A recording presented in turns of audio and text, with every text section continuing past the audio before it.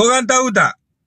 Yang boleh pergi Kedah juga walaupun di depan tu ada AK-47 lah, ada pertempuran lah, ada bom lah, ada peluru, ada macam-macam senjata bahaya apa semua ni.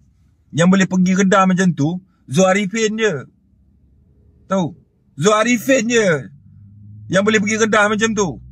Itu pun dalam filem apa? Filem Sharif.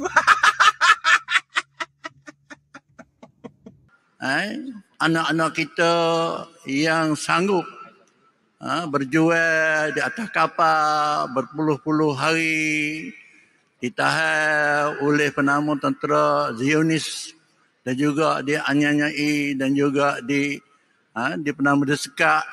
Mereka ini adalah tentera Muhammad sallallahu alaihi wasallam telah kembali untuk membebaskan dan merdekakan negara Palestin. Assalamualaikum warahmatullahi wabarakatuh. InsyaAllah sebelum hamba baca doa kunut nazilah, hamba nak cerita sikit tentang Yang Amat Berhormat Perdana Menteri kita ni. Kalaulah kita lihat dia hari ini bersemangat sokong Palestin, pembebasan Palestin dan juga sebagainya, Gaza. Dengan sebab benda ini bukanlah baru bagi Yang Amat Berhormat Perdana Menteri kita. Semenjak hamba kenal dia pada tahun 1968.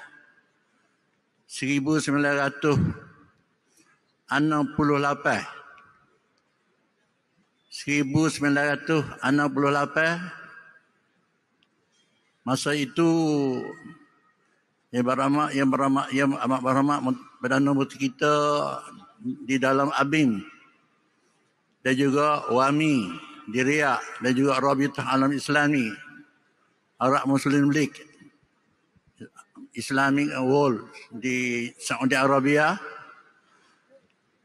Beliau telah berjuang dengan bersungguh-sungguh membela dan menyokong perjuangan Palestin.